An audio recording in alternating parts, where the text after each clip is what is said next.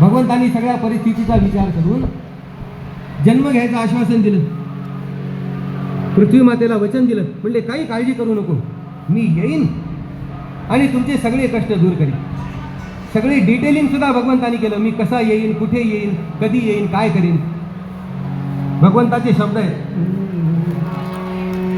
मी भार हरी गे तवसाचा, मी भार हरी गे तवसाचा, रघुवंशामध्ये जन्म देऊन, रघुवंशामध्ये जन्म देऊन, कन्नकचित निपात जाणत्या सुतांचा, मी भार हरी गे तवसाचा, कमला धुळीत जनक कुमारी, शंखचक्री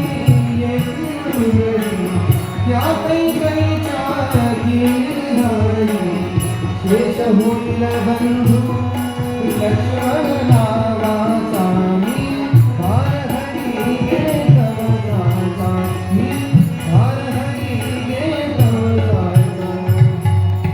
मी तुझा भार हलका करीन, रघुवंशामध्ये जन्म घेईन. का रघुवंश? भगवंतांनी ज्या वंशामध्ये जन्माला यावं असं त्या वंशाचं काही कर्तृत्व असलं पाहिजे. रघुवंश हे कालिदासा